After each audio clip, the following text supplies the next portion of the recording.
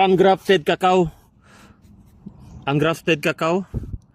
Now we are going to side graft this cacao. So maybe here up to 1 feet.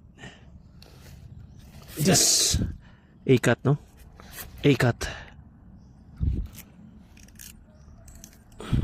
All right, just like that. This one also supposed to be like this.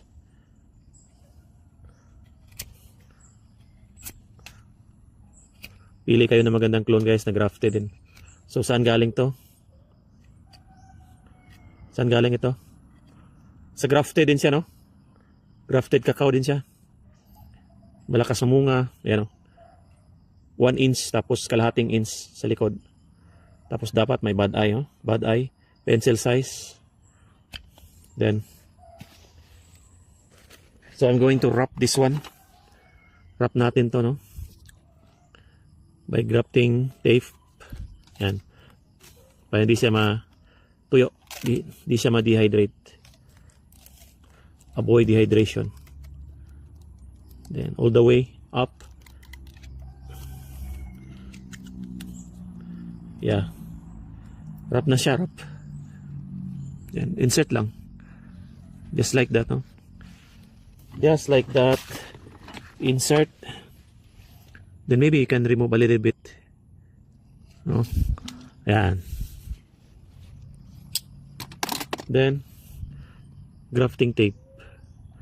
Better you can buy from the Lazada, Shopee, from online store. Yeah. 8 cm grafting tape.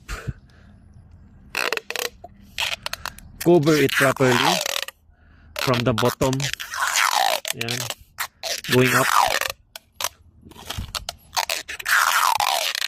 And that's it. That's it.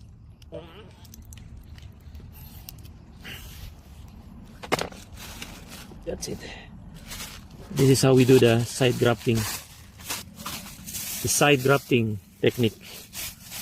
And cover it with plastic.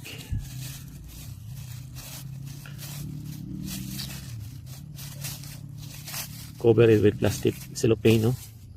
Mababasa ang ulan, no? Coveran natin, mga kalaber. Let's cover it. Hindi lang siya mabasa. Yan, no? Hindi lang mabasa yung sayo natin. Saya natin siya, magpapawis dyan sa loob. Pero hindi siya basa sa ulan. Ayan. 21 days, pwede natin tanggalin. No? After 21 days, remove the plastic. And let the side shoots grow. Ayan na. Easy. So side grafting, then after na tumubo na siya, no? Cut. Putulin natin dito.